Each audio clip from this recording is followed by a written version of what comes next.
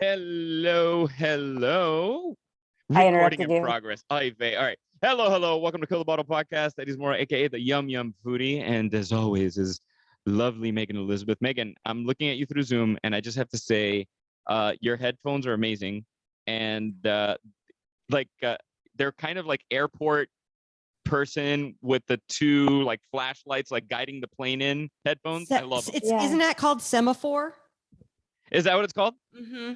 Yeah, the voice that you hear from the heavens, that is our guest on the show today. That is the lovely Miss Anna Vocino coming back to Kill the Bottle Podcast. Hello, Anna. Thank you for having me and letting me drop such amazing useless knowledge like semaphore. Oh, no. We are all about useless knowledge. That's what the question is that wins the $1 million when Regis was on. It was always that one fucking question that you're like, who knows it's always that one piece of useless knowledge. So I appreciate useless knowledge, and I'm going to drop some useless whiskey knowledge because it is called Kill the Bottle Podcast, and we all are sipping on something a little bit different. I am sipping on one of my favorite whiskeys that I like to drink straight. It is Eagle Rare Kentucky Straight Bourbon Whiskey. This is their 10-year. Eagle Rare doesn't make anything less than a 10-year, which is really nice. It's made by Buffalo Trace. With the current or recent bourbon boom, Eagle Rare was a whiskey before that. I mean, you could find this anywhere.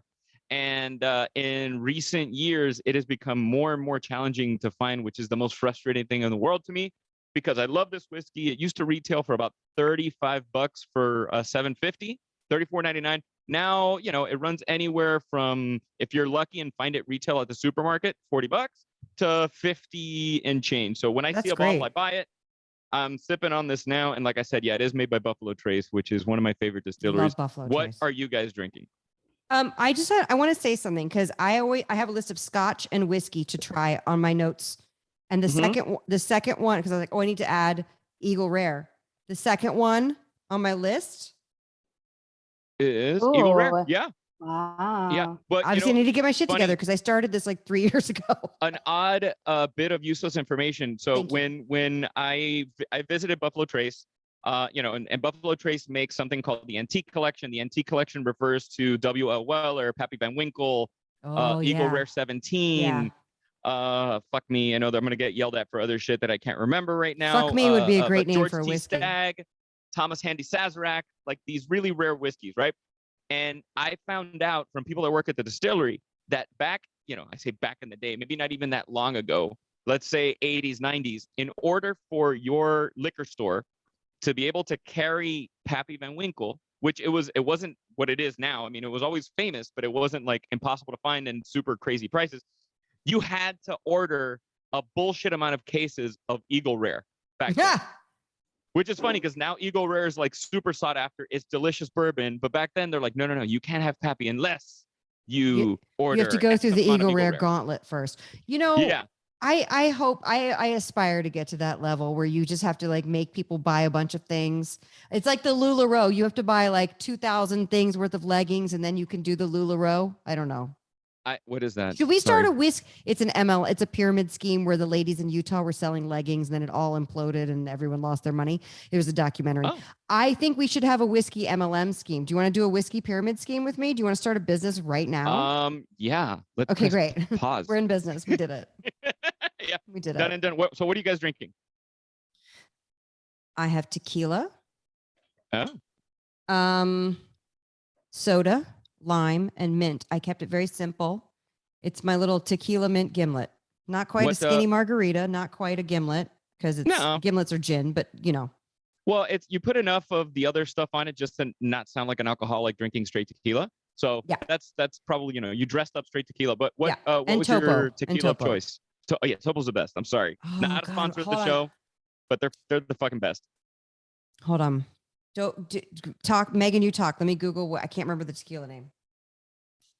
As Megan busts out the giant, are you ready to drink at home, guys? Costco-sized bottle of vodka that she's got right there. It's been a day.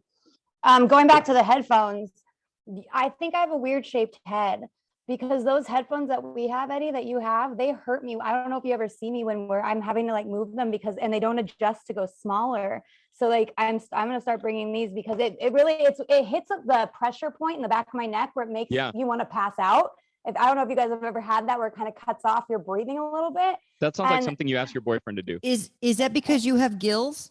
Maybe, I don't know, but the headphones we got with our system, they make me go like, That's so like not I good. have to. That's I have to wild. keep Oh no, doing yeah, these. but that has to be it because obviously everybody's head's a little bit, differently shaped, and maybe this is, what we have in the studio is probably like the most generic. My head is big because my brain is so big. Yeah.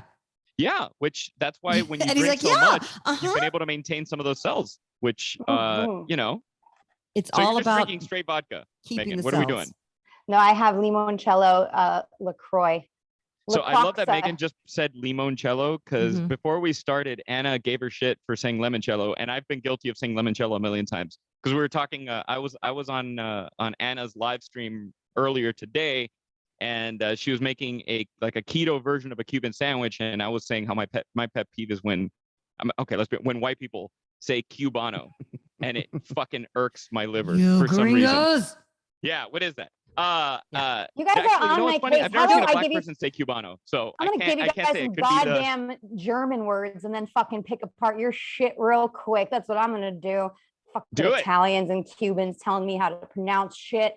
Schadenfreude. Du bist ein Schwanz. That sounds really Nazi. That means suck my dick. The other one means happiness, the misfortune of others, but it's fine. We'll talk about it another time. I think they work hand in hand because They sound German. yeah. Sounds Yeah. German to me. Yeah. I know how to say I'm gonna pick up some pussy in German. Ooh. Ooh. Toto Freisen. Let's go Oh. pick up some pussy. And Oh, also, wow. ich bin eine Jungfrau is I'm a virgin, Oh. which is I'm not. not gonna write that down. I don't need that. So. No, No, you but know, you never know. You might be role playing a whole thing. It's very convoluted, but I didn't even. ich bin eine Jungfrau. You said virgin. I was like, what? You'll Never heard of it. understand the segue in a second. You mentioned virgins, and I'm so late to the party. Not about virgins, but I'm late to the party on Where's he this going with this? television show.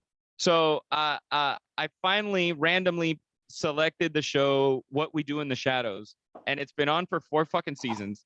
I had never seen it, and I have laughed so fucking loud watching the first, I guess it's the pilot, the first episode of the show. And anyway, they're vampires and they're always looking for virgin blood. So they're looking for virgins. So they look for LARP people Right. who are They're all like LARPers. Dungeons and Yep. Dragons people looking. Which, by the for way, I play LARPers. Dungeons and Dragons, and I'm not a virgin. He I does. This I is played real. Dungeons and Dragons as well. I played Oh it back my in the day. God. I did.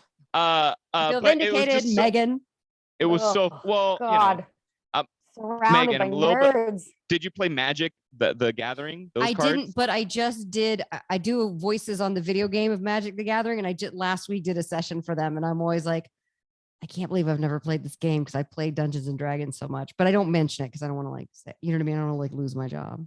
Well, but yeah, no, I get it. What's You know what I'm funny is I saying? didn't know how much those cards are worth. I heard Post Oh, Malone yeah. on the Howard Stern show, More than Pokemon. and Howard asked him like, "What's the most you've ever spent on some, essentially something ridiculous?" He spent $500,000 on a Magic the Gathering rare card art piece fucking thing by the. I'm like, Okay. Well, really? we're all in the wrong business then. yeah. Megan, you're performing soon. You should do some Post Malone covers. Oh yeah, I am. Well, I can plug it real quick too. I mean, Go plug do it it. because I want to go see you. yeah. If anyone's in LA, or I guess let's say Monrovia, because it's not really LA, but if anyone's over there, there's a brewery called Pacific Plate Brewery, and I believe it is August, the first weekend in August. I 6th. think it's Jesus August Christ. 6th. How do I know the fucking date and you don't? August 6th. Yeah, It's Saturday, my August brain's 6th. fried. On your dates. Yeah. Yes, Thanks. August Yeah. 6th, nighttime. I'll And if be you're there wondering playing music. why Monrovia Great. sounds familiar, it's because you looked at the back of a Trader Joe's container and it said Trader Joe's Monrovia, California. That's That's the right. only reason you've ever heard. I was like, I want to go there.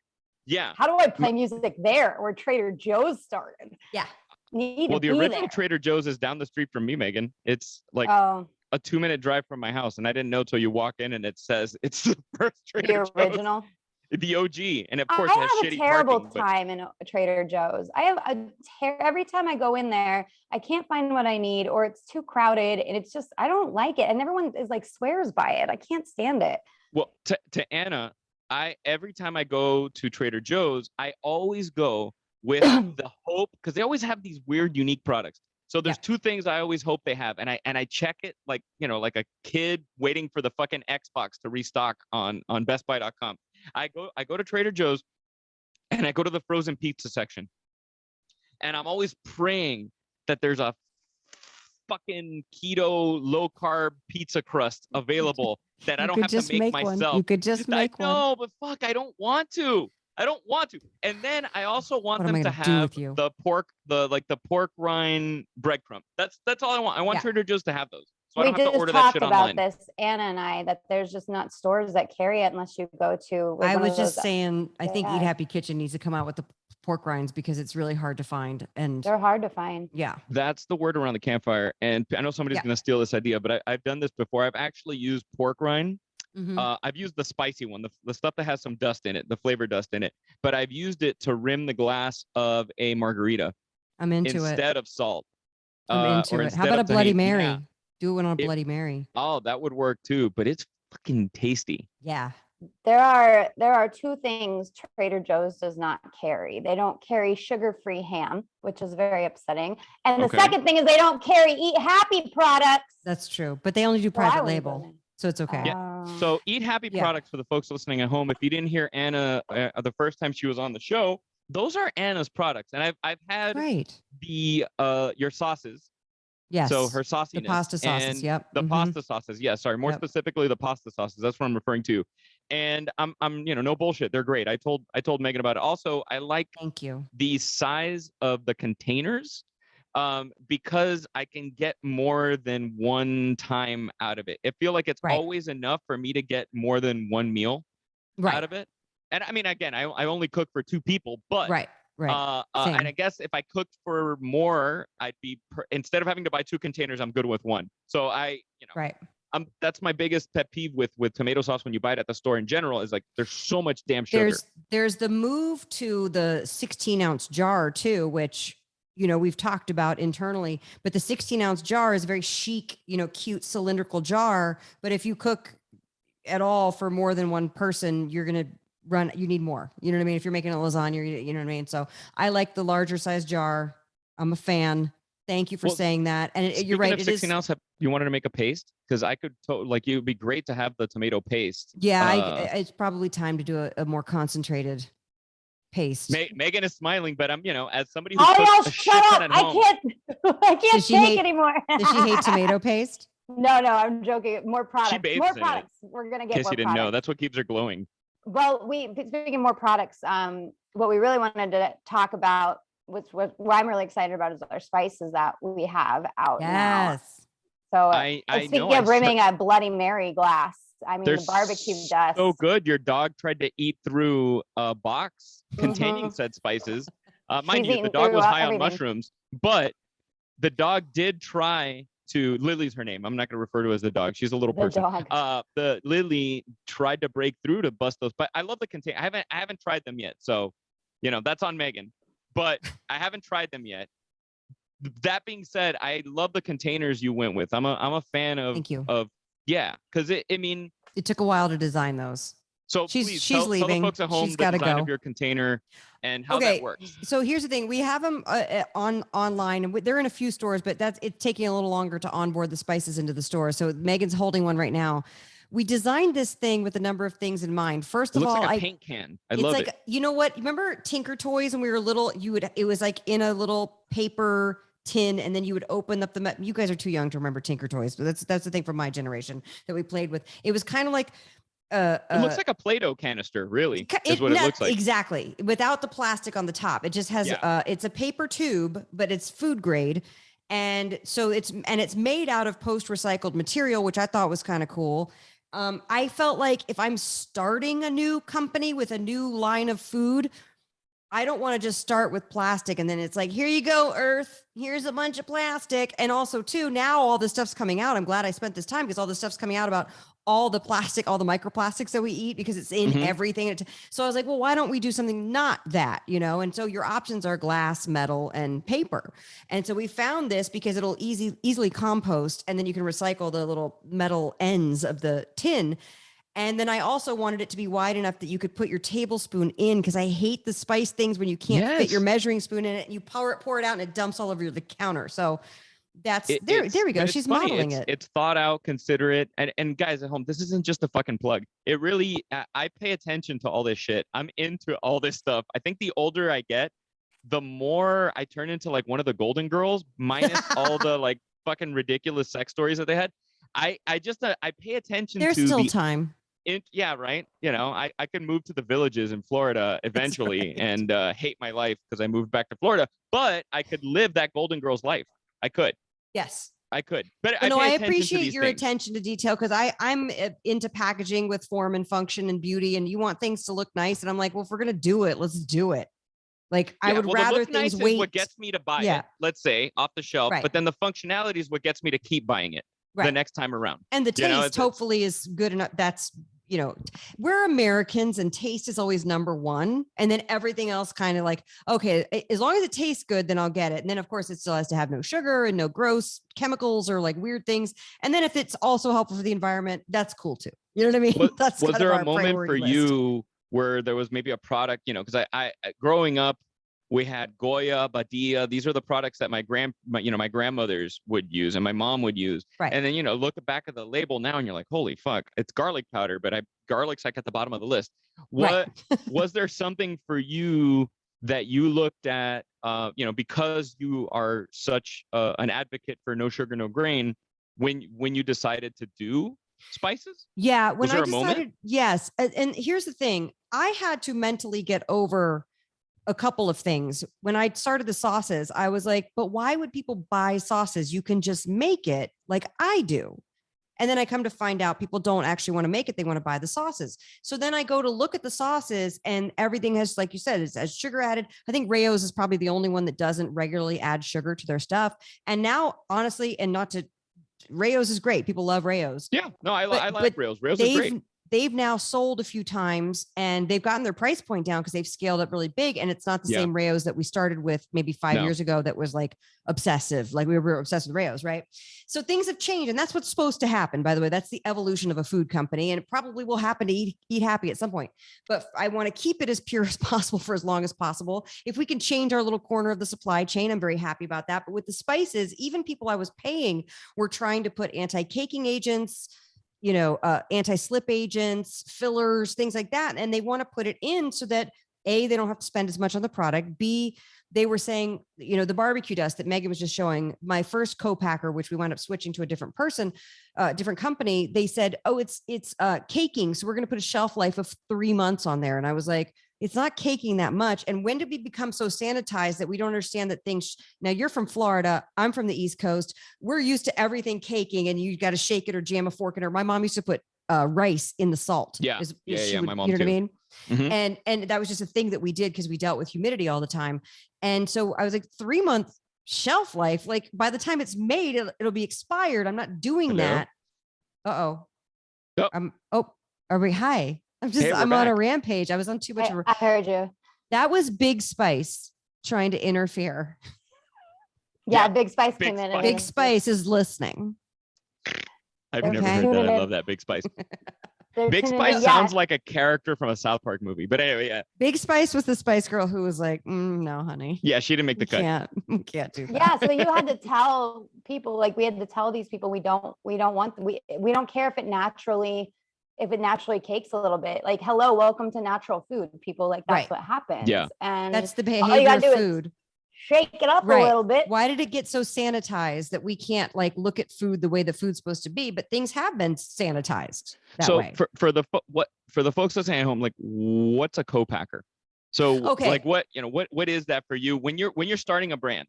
I have right now no interest in this, but okay, I'm the Yum Yum Foodie. I get approached and I'm like, Eddie, we want to make Cuban seasonings, blah, blah, blah. All right. I'm like, fuck. What does that process look like?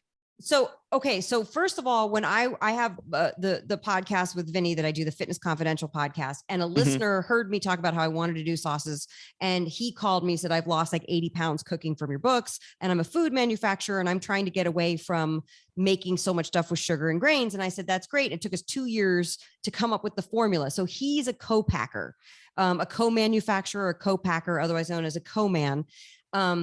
they will make the things, but you have to go back and forth to get the right formula, because I'm making it at home with 2 14-ounce cans of sauce, 2 tablespoons of paste, the garlic, the fresh basil. Like we had to try, are we trying dry basil, fresh basil? We stuck with the fresh basil, minced garlic, chunked garlic. You have to figure out how it's going to scale up. And then his job is to figure out how to make it in giant things. So when you do same thing with the spices. So my taco seasoning, I've been making for over 20 years because it was the same thing. You'd grab the Ortega or the El Paso or whatever off the shelf in little pouches, right? And it would say cornstarch or sugar and then FD&C number, whatever. And I was like, why?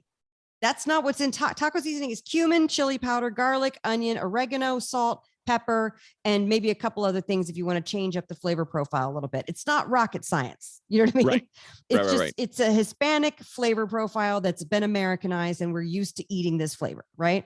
So I want to mix it all together and I'm doing tablespoons. I have to translate that into ounces so that they can then turn it into a volume and then make a giant vat of it and then pour it into things. So they have to make they have to scale it up, make a sample run. So that's what a co-packer does. Okay. Got if I brought it in-house and I bought all the equipment, then I could do my own manufacturing, but we're not there yet. So I outsource it. Okay. It's like, I think Paul Feig talked about the same process when he made his gin. It's finding someone who makes it and then going back and forth on what he wants more of, what he wants less of in his gin. So it's a very similar process to do, but it takes someone who's really specific on what they want as well. It's not just something like, hey, I want to do this. You kind of really need to know what your goal is and where you're going with it and get the vision of it all. Like I have a question for both of you. And because you mentioned a little while ago the shelf life that they were talking about 3 months. What's a food that you'll eat even if it's expired? Oh, canned or jarred anything. Okay. As long as there's no fuzz on it. Yeah. Honestly, I'll go what milk. If it's a kiwi? A canned kiwi? No, she said if there's no fuzz on it. What if it's a kiwi? Sorry, I'm trying to think of something that's really fuzzy. Leave the joking to me, Eddie. Come on. Canned or jarred stuff is actually good, well past for years past the it's a pretty good foolproof packing technique. It's just the government being very cream and milk, just smell it. Cheese, cut off the mold. I'm like, people do right. How long is this good in the fridge after you open it? I'm like, does it have green fuzzies? Then it's probably fine. Yeah, that's fine. I know. Even the cheese, Parmesan, I'll scrape off for sure if there's like a corner of it. Whatever. I think I've survived this long because my grandmother, like, she had just fucking a tub of butter, a tub of country crock fucking thing on always next the to country her. crock. Yeah, the old Cuban. You know what it is? They got our grandparents with that. Because they were like, you know what? Here's a to-go container that I get after my country crock is over. That's the only reason my grandmother would buy it. And in my house, it was ricotta cheese containers. That everything was in ricotta cheese. All the to-goes, like you'd put your leftover dinner in a tubular ricotta cheese container. Oh, I know. I had some good ricotta yesterday, and I kept the container. Oh, my grandmother. Bella Nota or Bella? I can't think of it. It's Bella something. They're great. Bella Josa or something. Yeah. It's a good, My grandmother is notorious in our family for saving stuff for not just like a little bit, like for like years, like meatloaf for like 15 years in the freezer. And then she'll cook it during holidays. Yeah. So if you go, they've now moved into a assisted living finally after years. They're 88 and they're almost 90 years old and they're finally just moving in. But like for my mom and her siblings to go through, the freezer that has meatloaf from, 1999. It's incredible. For Christmas. I will say freezer stuff I'll throw out pretty quickly. I can't. But even if it's vacuum sealed, like if you have like a killer vacuum sealer. I don't vacuum seal anything. I'm not that fancy. I'm like, no, I do just freezer burn. It and then I've talked about space. that. We're not huge leftover people, and that's kind of why I've talked about writing a cookbook about for single people, because a lot of the times you're cooking recipes that serve 4 to 6, and like people who aren't experienced cooks like don't really know how to mend it down or how to save it correctly or how to heat it up correctly without losing flavor. So it's an interesting. I hate leftovers. I think we've both talked about that. I love leftovers. Like last night I made a lasagna but with eggplant, so thinly sliced. Hence the ricotta cheese. Anna has a recipe for that. Well, thank you. Yesterday, I was just like, what the fuck do I have that's going to go bad? Because I did a couple of live streams for Amazon Prime Day for Amazon, and I had to buy all these ingredients. And I'm like, shit, I didn't use a couple of them because of XYZ that didn't happen on the live stream. And I'm like, I had these beautiful, beautiful eggplants that are going to, I'm like, you know what? Fuck it. I'm going to slice them up and I'm going to bake the shit out of them and I'm going to make lasagna. But it's one of those things where today I know that the flavor is going to really meld into that and it's going to be fucking delicious. I don't know. Like I almost prefer it today. Casseroles, more than yesterday. I do think casseroles are the exception Different. to that rule. And chili, same thing too. They really do. The flavors marry more the next day. But like leftover fish. Well, I like no, it. yeah, I'm done with that. I don't do the leftover when you fish. make a frittata, you got to make a big thing of it, and eggs I don't want to. Unless it's like smoked lox. I'm not lox. eating leftovers. That's it. You know, that's like that's the one exception for me with fish that I'll eat. You know, for an extended period of time. That's one that I'll be like, wait a second, how much are these Norwegian lox? It expired a week ago. I smell it. And I'm like, well, it smells like fucking salmon. It's cured it's for supposed forever. To smell fishy. Yeah. Yeah. This is going down. Goodbye. Yeah. I feel like if they could have it outside, like during the summer, like in Norway, when like the sun doesn't go down for like, the sun only sets for 4 hours a day. Yeah. Yeah. Like, and if they can have the cured fish, we can have it. It's fine. Yeah. Yeah. Have you guys ever had that like the fish that they bury in the ground forever? And gefilte fish? Is it that? They do so. that. They bury it. I don't know if buried. I've had bizarre foods. They bury it underground and it like rots basically, and they eat it. It ferments, yeah, like kimchi. Yeah. I call it rotting. Salty Russian newspaper fish. I call it newspaper fish because it's fucking wrapped in newspaper. Yeah. So it's like salt fish, and you know, my really good friend's wife is Russian. And they'll have this, and it's so funny because they turn into like hungry hippo when it comes to this fucking salt fish. Like I don't get it. But delicacy that we don't get. No, they love it. They love it. I love it. I'm like, I'm not gonna argue with them. I'm like, it's tasty, but I don't like. So I've eaten that. That's the extent of it. I don't know. So I didn't know gefilte fish was underground fish. I thought, I don't know if it's underground, but I think it's something like that. It's something like extra it might be fermented. But we could be totally wrong, and then somebody's writing in, and they're like, "You dum dums." That's fine. Let them. We haven't. You're the yum foodie. I'm the dum foodie. Dum foodie. That's my new nickname. Hey, my philosophy for life is like, there's so many things I didn't know, and this is one of the things I didn't know because I never gave a shit enough. So now, once we're off, I'm gonna look it up. I know. I want to look it up. I could Google while we're talking, but a friend of mine is a food show producer, and she basically is like, and she's worked on everything that you've seen, you know what I mean? And because I'm always like, how do they know? Like, I know the things that I know, but I still reference my own recipes just to make sure I get things right. Like, there's only a few things that you have memorized that's in your constant rotation, or I haven't made that in 5 years, so I've got to look it up and see. I have long COVID. I forget fucking right, exactly. Recipe-wise. How are these people? They're like, open the box, and it's like they have these things, and they execute a perfect like croquant bouche or like a perfect, side of whatever. And she said, "Oh no, they know what they did. They have to memorize and make their recipes. They know what the ingredients are, and they have to memorize and make the recipes in advance because they don't want people to completely fail on TV." Yeah, I was like, they make it seem like they're like, "Oh, I know it's salmon, and I'm going to do this," and you're like, how do they do that? But they're informed. Well, even the judges. I mean, when I was a judge on a show called Dinner Takes All, and I'm not giving anything away, but before the beginning of every episode, I would get a list of what the contestants were making. Right. And sometimes they were dishes that were foreign to me, so I had to I would do my due diligence, and I would go look it up, and I'm like, okay, I want to learn the history of this dish. I want to learn the way it's supposed to be. Right. Or the OG version versus what they're going to make, and I want to be able to understand the distinctions of it because that's how I'm going to judge it. It was a money related show, so they had to win prize money, and I was like, well, shit, I got to do my part to make sure. Did they ever ask you if there's something you won't eat? Like if I was on that, I'd be like, do not give them the ingredient anchovies. Like I can't do it. Wait a second. Do you eat Caesar salad ever? Yeah, but not. Then you eat anchovies. No, I have eaten Caesar salad where they have the actual like full ones. Like I can't. No, but it's in the sauce. I know, but when it's chopped up, I know it is, but when it's chopped up very small, I don't notice it as much. But I've been at the nice fancy ones where they chop it up and they put like actual, anchovies, like full ones on there.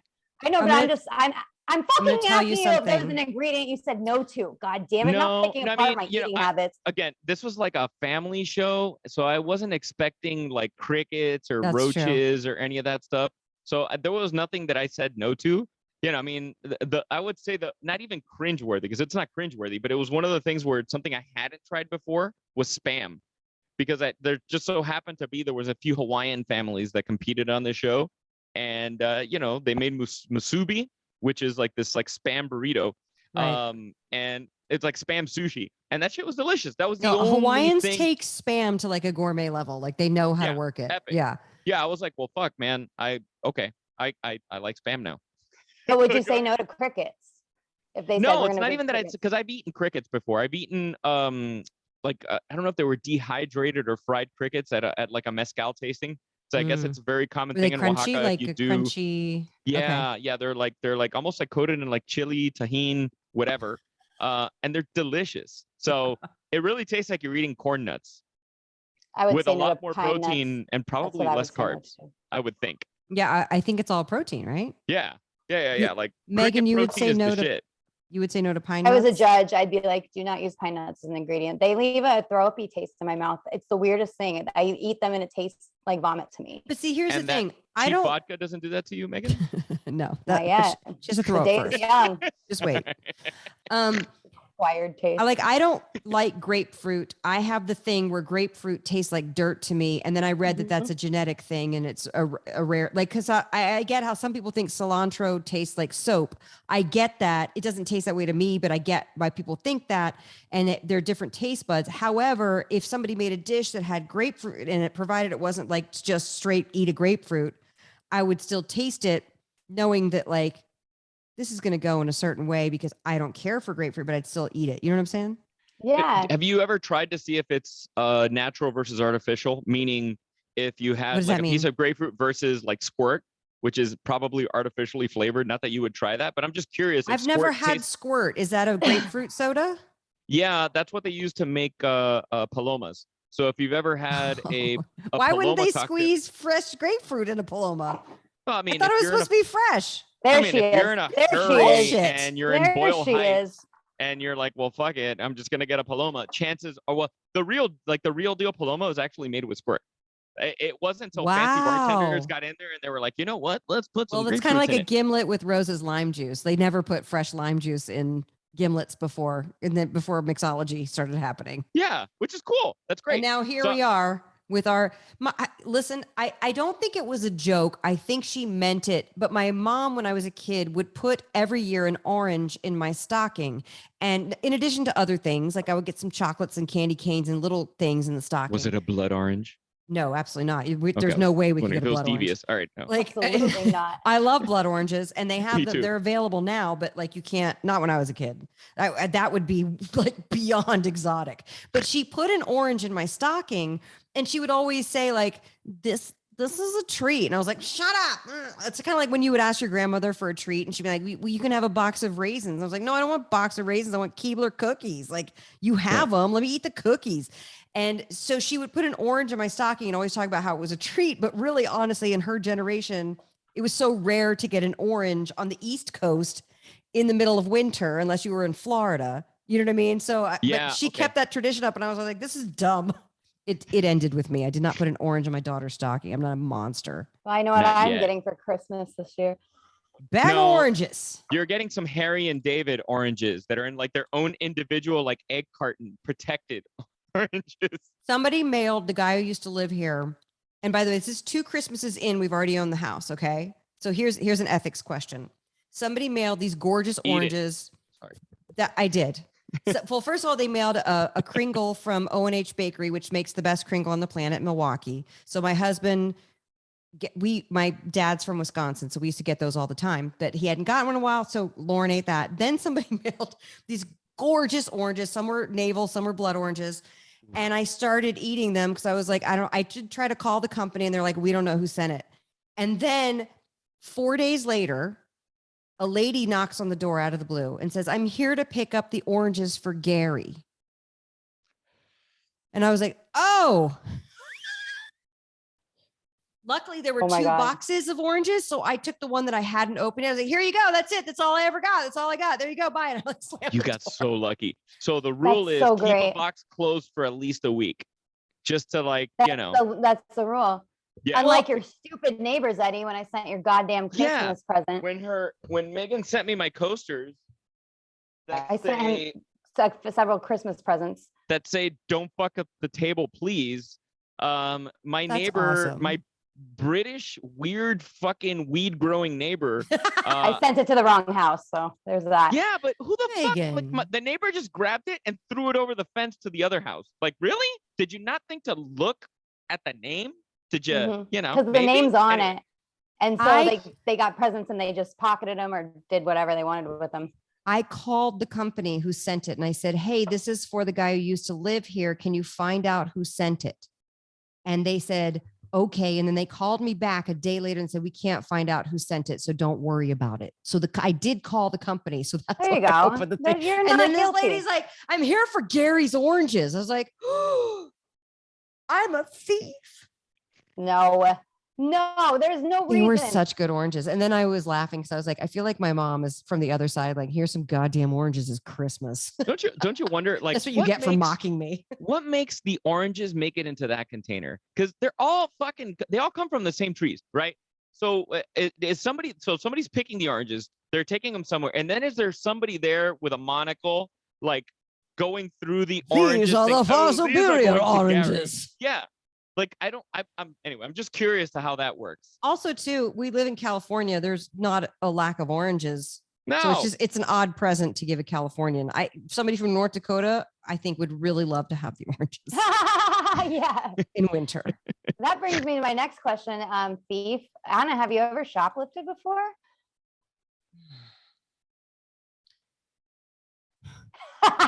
She's like, what's going to incriminate me? No, I have. I was just trying to think of the context because I'm old now. Oh, you're not old. No, you know what I used to do? One of my first jobs was at Walden Books. Remember that used to be a bookstore? I used to love that what place. I would do is take home the books and read them and then bring them back and put them back on the shelf. That doesn't count. That's brilliant. That's like you had your own wimpiest story I've library ever heard. that paid you.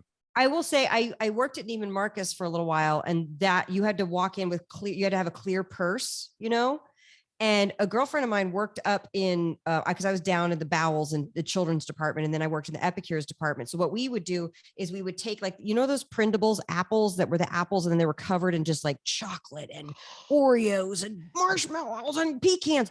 And we would take those things. And at the time they were like $24, which was like $100 back then. In like 1997. And I would take that thing and we would drop it on the ground and be like, uh-oh. Better sample it. It's broken. And that's where I first put on a bunch of weight, was working in that department. But my girlfriend worked up in the La Prairie counter, which was at the time the very expensive. I think it's still expensive, but there was a bunch of expensive brands, but it was like the most expensive brand.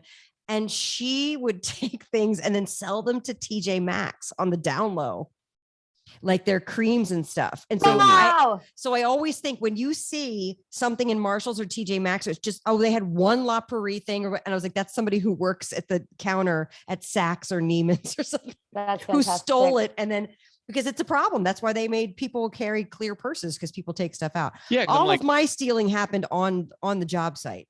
Oh, like good. I would eat the food. I would, you know what I mean? That's better. I'm trying to think, what's funny is not to be like Mr. Boy Scout, but I don't think I ever shoplifted. It was more of like, I remember I worked at a summer camp and we had like lunches that were given out to the kids. And if there were leftover lunches, I would take like 2 home. Yeah. Because they would get thrown out the next day. And I would be like, well, fuck this. I will eat this shitty pizza and this delicious chocolate milk. And whatever hard bread roll, I'll figure out something with it. I used to teach kids fresh out of college. I taught 5th graders drama camp, and which is, by the way, a great job. I used to teach a lot of acting classes when I was younger, and I figured out really quickly that these kids had super rich parents who would just pack huge lunches for them. And they didn't care. They didn't even eat half of their lunches. So I never had to bring a lunch because these kids would give me all their extra food. It was awesome. You're like, thank you, Jacques, for this caviar. I'm sorry. Caviar. But they would have like fruit roll-ups instead of like the off-brand. You know what I mean? Like they would have like the full, like they had so much food, these kids. I was like, what do you think these kids are doing? They need all this food. Yeah. And then they have to have the snack and then the lunch and then the after snack.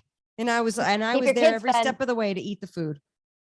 That makes me angry. They're giving their kids so much sugar. Now that we look back at it, I know now that we look back. Teaching I would always get very frustrated knowing what I knew with Vinny and you and knowing what I'd learned. I was always sitting there in the cafeteria, watching them hand out like chocolate pudding and stuff. And I'm just like, all you're doing is making my job harder than it is. Right. Because they're going to go now off the rails.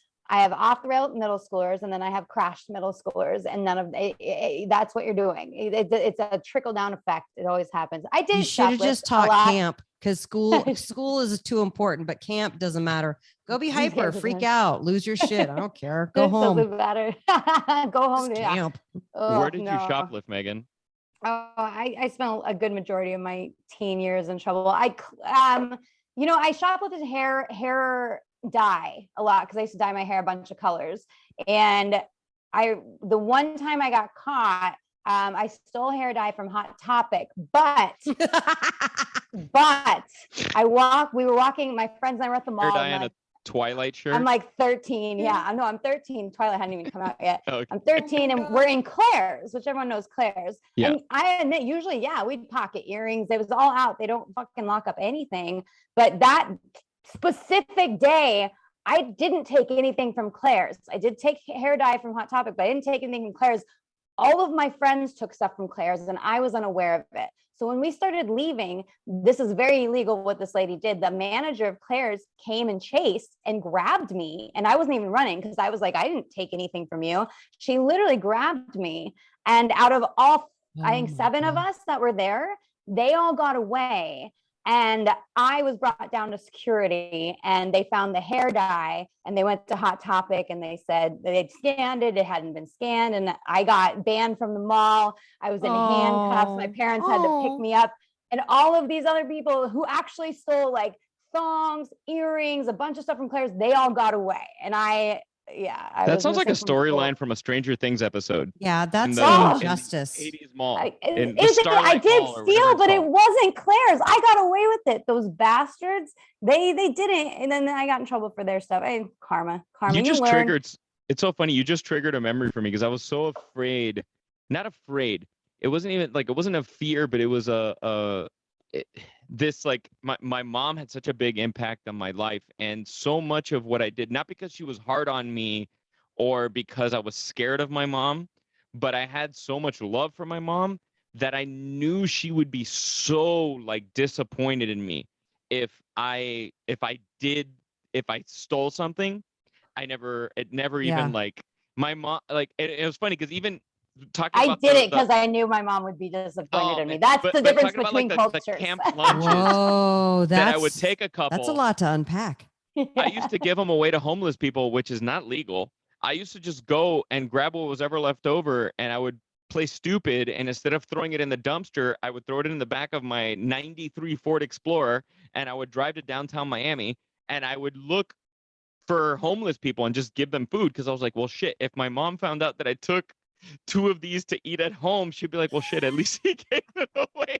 You're such a good person, Eddie. No, you got it. A good person. No, dude, it's not even, trust me, I am not a good person. I call it, and by the way, the Cubans, the Italians, the Jews, we all have what I call guilt, iOS guilt, where it's like the operating system is like, and it's still, even after years of therapy, trying to unpack the guilt. That's the biggest trigger. It's the biggest trigger. For me, it's immigrant guilt. It's my parents came here with nothing but the clothes they were wearing, and how be damned if they ever took a penny from anything to get to wherever they went, And they instilled that shit in me. Mind you, there was a lot of the other side of the coin, which were a lot of fucking Cuban drug dealers in Miami. You know, we all had that friend in school whose dad would disappear for 5 years and then pop back up when you were in high school, and you're like, hey, where did your dad go? And nobody talked about it. Yeah. But it was, there was a lot of one or the other, but I think that was it for me. And honestly, Megan, I just completely forgot about it. And you triggered it, and I'm like, oh shit, that's right, I did that so that my mom would be okay with that. That's amazing. No, I like to disappoint my mom. I like the look on her face. I love that look. I live for that look. How can you even see the look on your mom's face? Because your dad holds the phone so terribly when you try to voice chat. Yeah, Betty and I have voice chatted with my parents, FaceTimed with my parents, and my dad tends to be like, "Hey, how are you doing?" Your dad's a camera whore. How are you doing? Yeah, exactly. They can't do it. They can't do it. Oh, it's so good.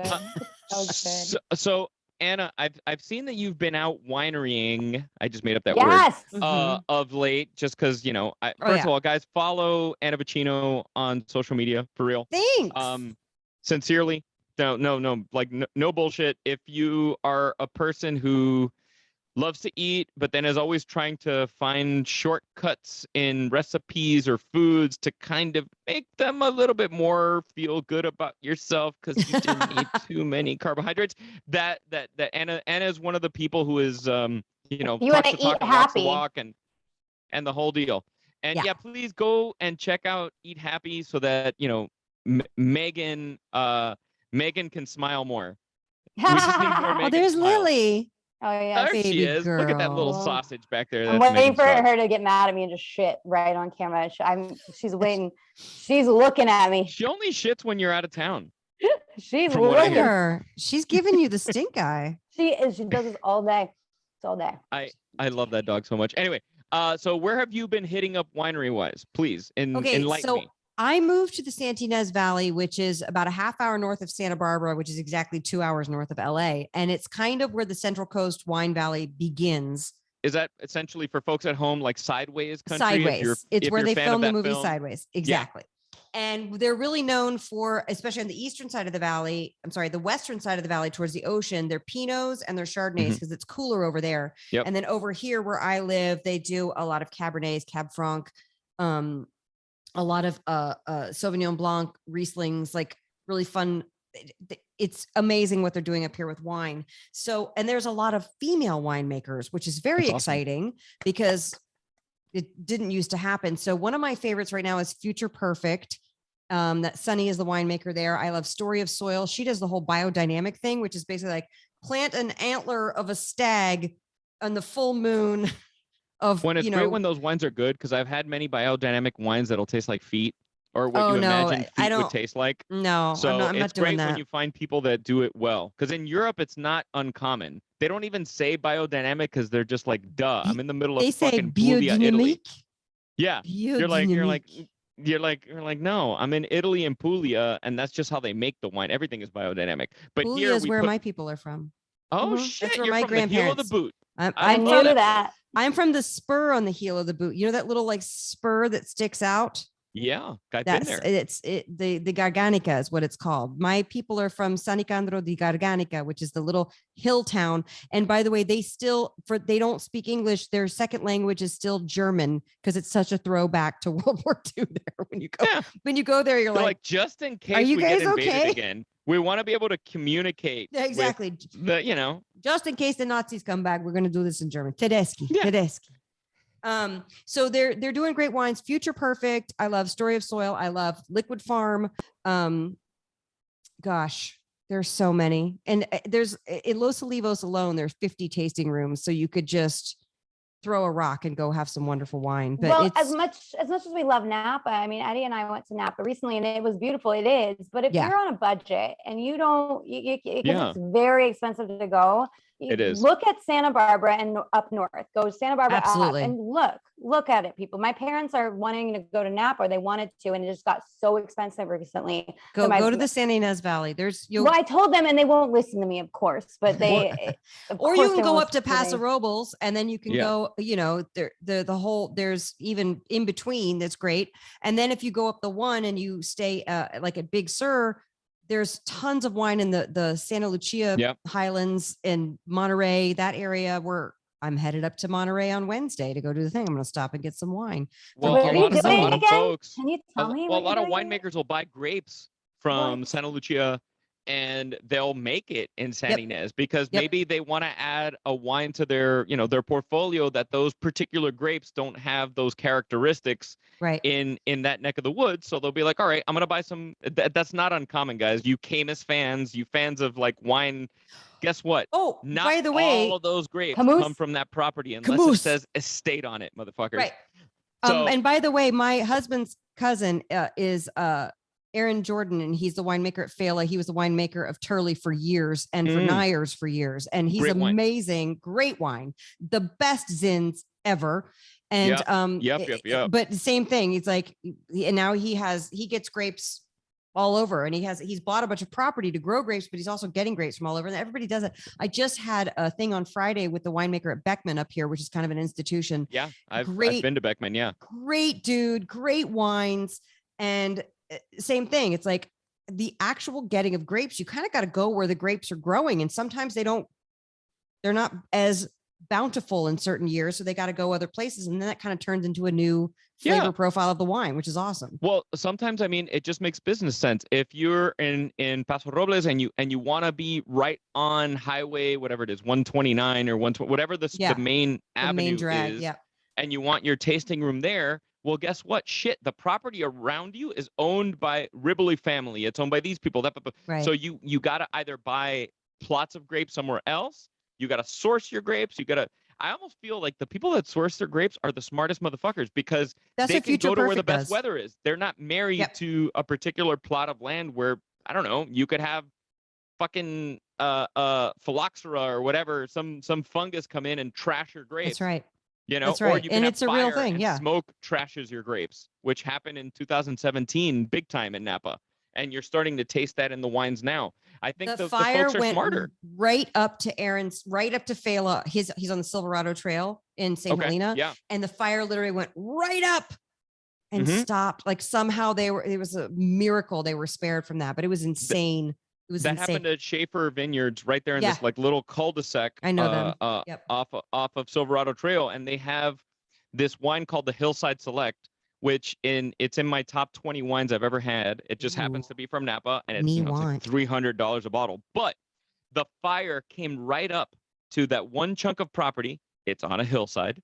It's the hillside right next to the vineyard, and they only can, a lot X amount of barrels from that one little property, depending on how it grows every year. And it was the same thing.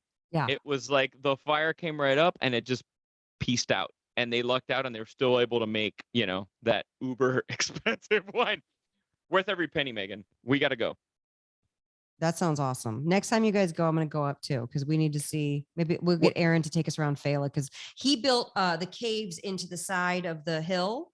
Okay. And because he's one of those dudes who you guys should interview him. He's a fascinating dude. He was like, he didn't know what he wanted to do with his life. And he stopped in Napa and then just never left. He's like, I'm going to be a winemaker.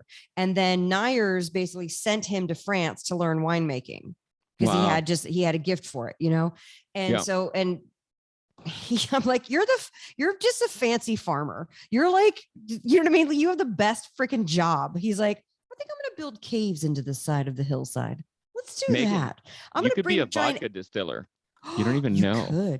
I could. I thought about it once, and then I drank vodka and forgot about it. So it was a bad night. Well, now you drank vodka and remembered it. So, I also drank vodka and realized my recycling box is in it doesn't look great in my trash can. Yeah. Well, so one thing I wanted to add, Anna, for the wine folks, because you were talking about the Pinots and the Chardonnays that grow out towards the ocean. Yeah. For my wine folks who maybe aren't familiar with that region, but are more familiar with Napa, think Carneros. When you see a bottle of Carneros wine, they're known for their Pinot Noir. They're known for their Chardonnay. And it's because they get that nice, cool air from the ocean. They're kind of under the mountains there in Napa Valley. So right from the bay in San Francisco comes over. And that's what Anna has like right in her neck of the woods. I am very spoiled. These SBC Pinots are everywhere and everyone's doing them. And it used to be, I feel like because I've been coming up here for now almost 20 years, but but only have lived here for 3. And I feel like Pinot Noirs now have more structure and more body. And I like that because I like a full, you know what I mean? And they really are doing amazing things. SBC Pinot, meaning Santa Barbara County Pinots. And I would like to do a taste test. Maybe you can refer some good Napa Pinots to compare to the SBC Pinots. And I want to see how. Yeah, well, I would throw you some like Ceja vineyards down in Carneros. But then you know what I would also tell you, which is not Napa, a little bit further up. But when you tell me more structure, more body, I almost want to point you towards Russian River Valley. Yes. Because those seem to me that they might be a little bit more similar to what you have in your neck of the woods. And then I would tell you, go like get some shit from Willamette Valley in Oregon, and I do love that shit. I love Oregon. Yeah, it's so Pinots. good. Yeah, talk about the cool air. When French people tell me that they went to Oregon to drink wine, I'm like, you went to Birkenstock country to drink wine, motherfucker. It makes me so happy that you had wine with hairy armpits and Birkenstocks. I'm only saying that for my friend Dom, who's a chef, who's from Oregon, and I know he listens to the show. So Dom, fuck you.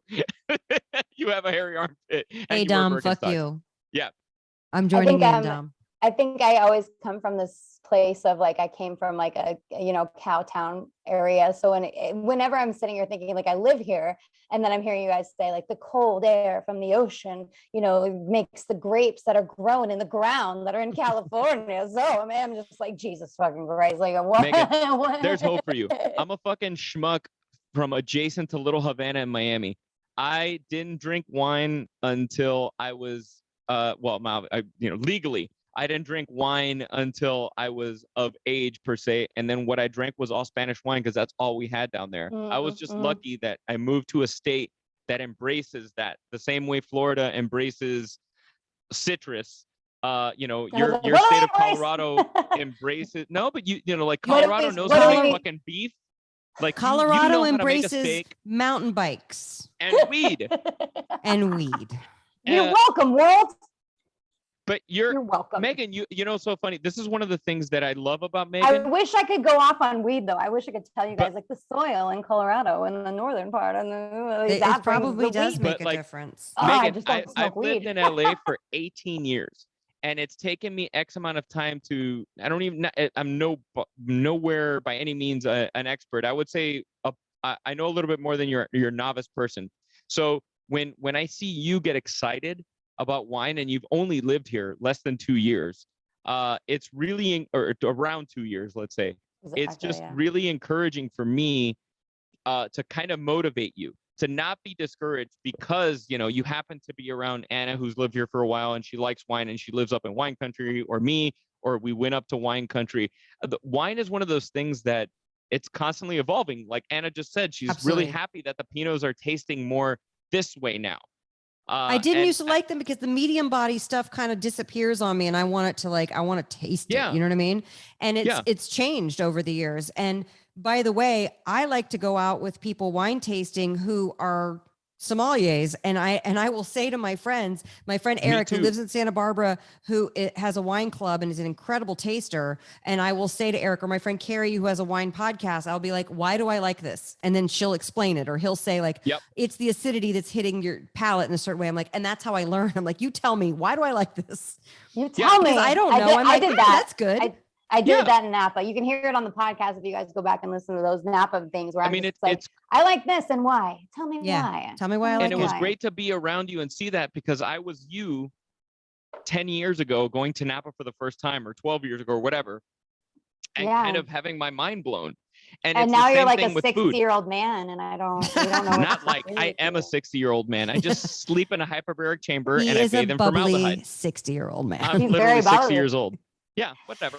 But you know what, with wine, the other thing is too, is that you need the vocabulary. You need to hear the vocabulary about it, because it is hard to describe. It is one of those ineffable things. And it's also completely douchey. Like you walk in and you hear people like, this one's very crunchy. And like you hear like weird adjectives and you're like, all right. You know what I mean? Like, we talked about that, and I was very honest on the podcast because we were talking to some very big wine experts, and I just said, I was like, I'm honest, like I don't feel comfortable saying how I feel because I feel like I'm going to be judged, and it just takes some good people to kind of tell you, don't be judged, like tell us how you feel, and so no one should really be afraid of it. There are good people out there that are going that if they really know what they're talking about, they're going to help you along. So one thing about the wine industry that I've learned in, you know, the X amount of years of doing the Yum Yum Foodie is that people, not that they want to be told what to like, but they really love the explanation of it and why they like it. And that's okay,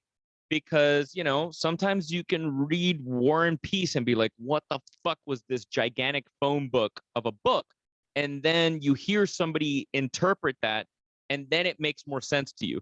It's the same thing. It's just happens to be grape juice that's fermented in a fucking barrel for 24 months and we drink it later, but it's just fucking grape juice. It's just grape juice. But that's a good analogy. It's kind of like when I took art history for the first time, I was like, I like paintings. Paintings are nice. But when somebody puts it into a socio-political, historical context, you're like, oh, that shit was groundbreaking. And it's cool to like it's putting wine into context, which is kind of a fun thing. Plus you just have to like it. Not everybody likes it. And I get that. And also too, like I remember watching that Psalm movie and I was like, I could do that. I have an amazing palate. And then literally after like 3 wines, I'm like, I don't know. Tastes like rosé. Like, I love rosé. But that's 99% of the people that buy wine are not Psalms. Right. So Megan, which they need people to buy wine who is not a Psalm. Speaking to what it tastes like to you, you are the people that keep wineries afloat. Exactly. You know, even more educated because you've had even more experiences that way. But it's like not, you know, those are the folks that keep wineries I guess accountable, because at the end of the day, it has to taste good to people who are new to wine, people who are not familiar with wine, because what happens is a lot of people will come into money before they come into knowledge about wine.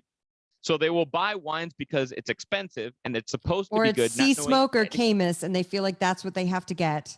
Right. And there's nothing against Caymus, but that is the last bottle I will ever buy or recommend because they don't need my help.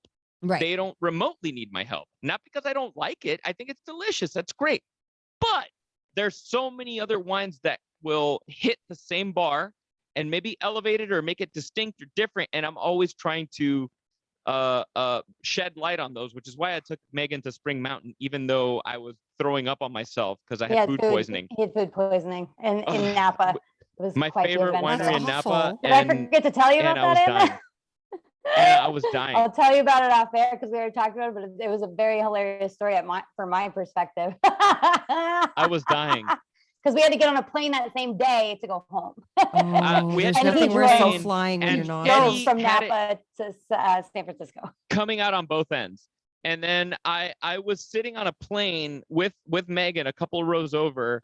And unbeknownst to me, because I had so many logistical things that I was remembering because of our show that I didn't pay attention to the exit flight if I was aisle or window. And I normally sit aisle because I drink a lot of water, folks. You got to stay hydrated.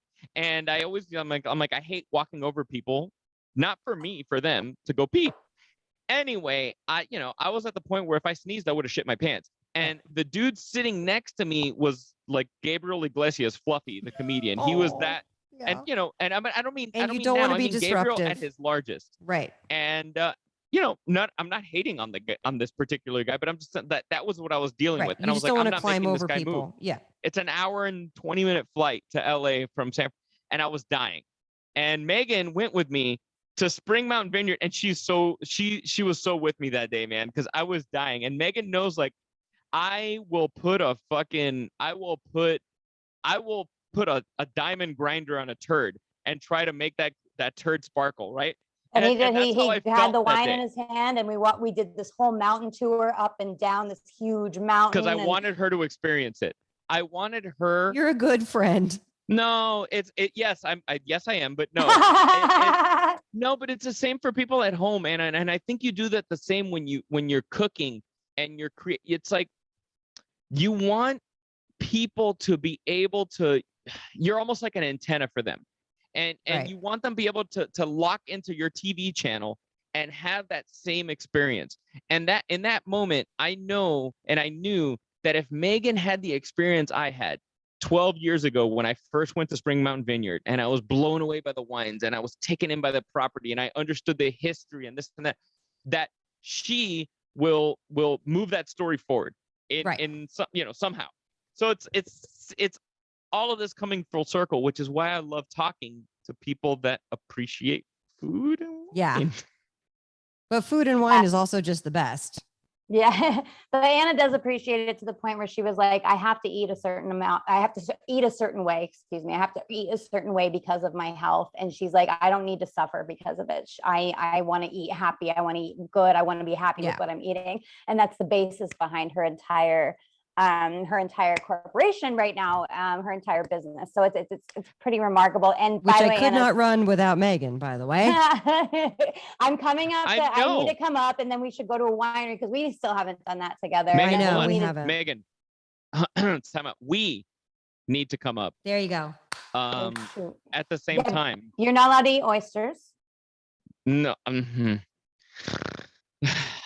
Have you eaten oysters since? Yeah, but you know what? Hold on, time out. I ate oysters at Nobu in West Hollywood. So if that took me down, I would own half the company by now. Like I'd have Nobu on speed dial if that was the case. But I think Megan and I need to go up, and I'm just putting you on the spot because it's being recorded now. Great. I'll sleep on the couch. Yeah, come on up. We're here. I have an air mattress that I could bring with me. We have bedrooms. We're not animals. She has bedrooms. I'm well, joking. Listen, I'm not an animal, but I only have one extra fucking bedroom in my house. So we got out of LA. We have extra bedrooms now. Oh my gosh. Okay, got it. Okay, got it. All right. Yes, fair. That's fair. Well, yes. I'm. Yeah, go ahead, Eddie. No. I was curious because how do you navigate this? Because I'm going through these challenges now. I'm for the most part a pretty disciplined eater. My challenges is as the pandemic right now, there's a big surge, and I know quite a few folks who have contracted COVID either for the first time or again, and it's been worse for them. Yeah. But we're going through the time where it's become kind of the normalcy that we deal with.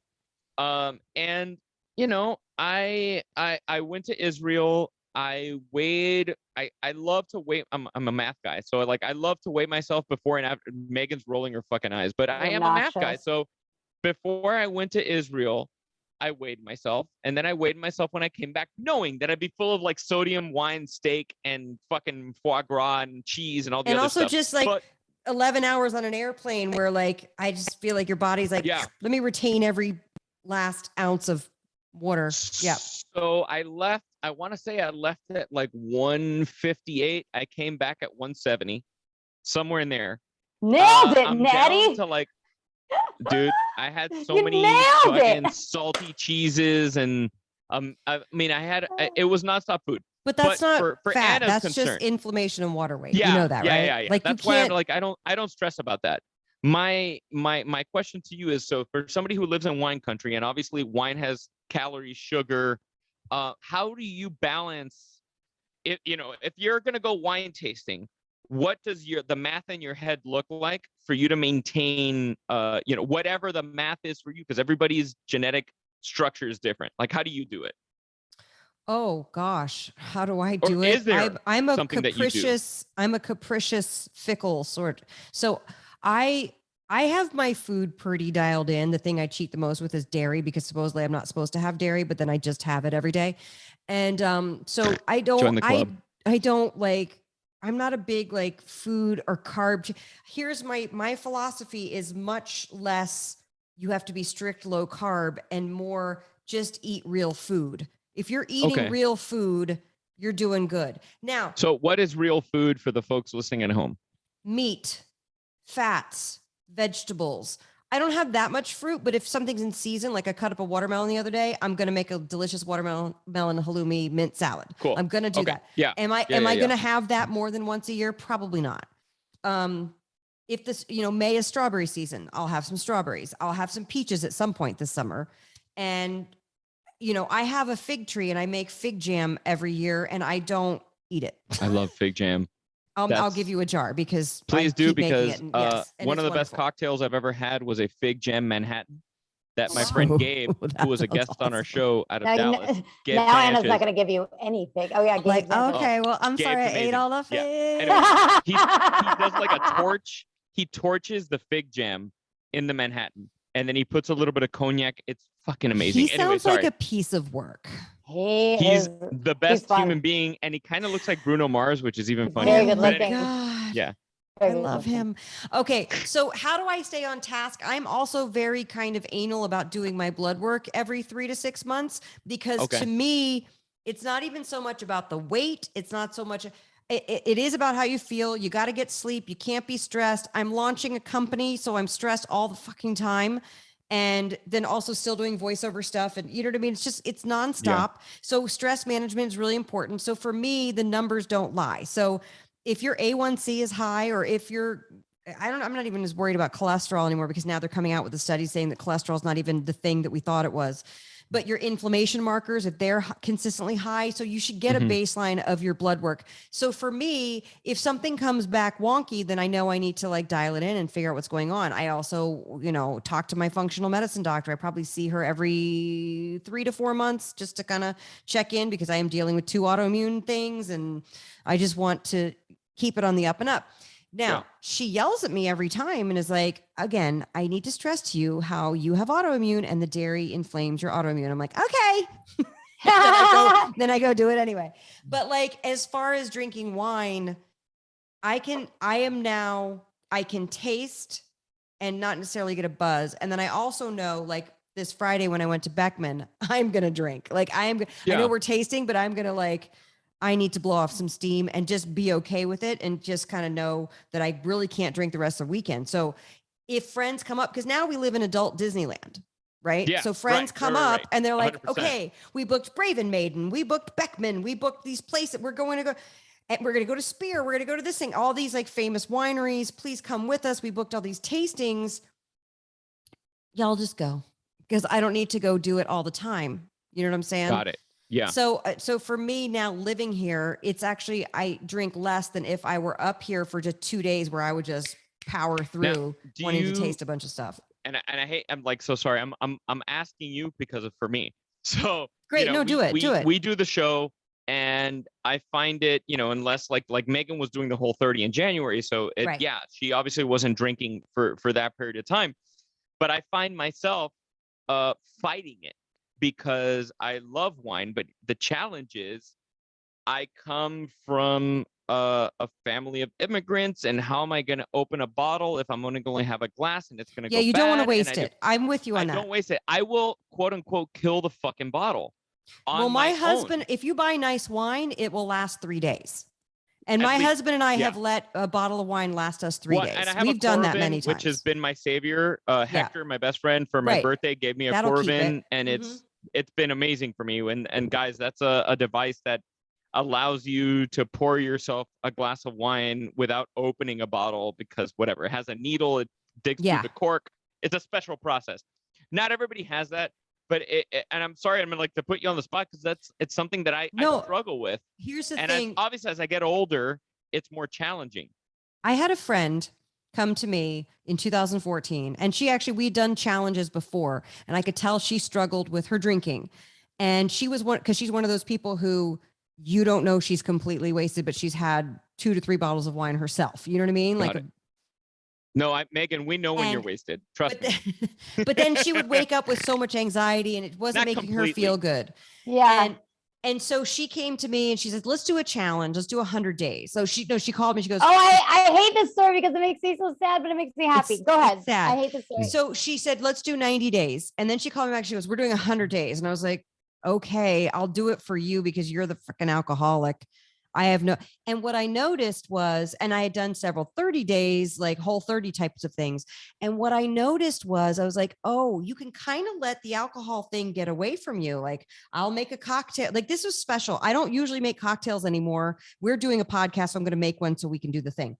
I noticed that I was making a cocktail or having a glass of wine at the end of the day to soothe some orneriness. You know what I'm saying? To Yeah. soothe something emotional that was bought, like I got a bad call from my agent or something went wrong or you know what I mean? And I wasn't using it's a Band-Aid. It's a Band-Aid. And then you're not feeling your feelings. And so I noticed that, and couple that with, at the time, it was over the summer. And so the Emmys were going on. And so I was a date for my friend who she was nominated for a bunch of Emmys. And so I went to all these Emmy parties, which by the way, I have a whole thing where I'm like, they're all champagne. Well, it's all alcohol and everyone gets wasted. And I would have gotten wasted because I feel like I don't belong at these parties. So Welcome I would grease I would grease my wheels at least with 2 drinks, if not more. Yeah.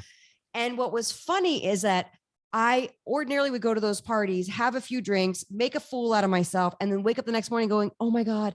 So I'm totally sober. And I'm at these things. First of all, I'm watching everybody in Hollywood get completely hammered.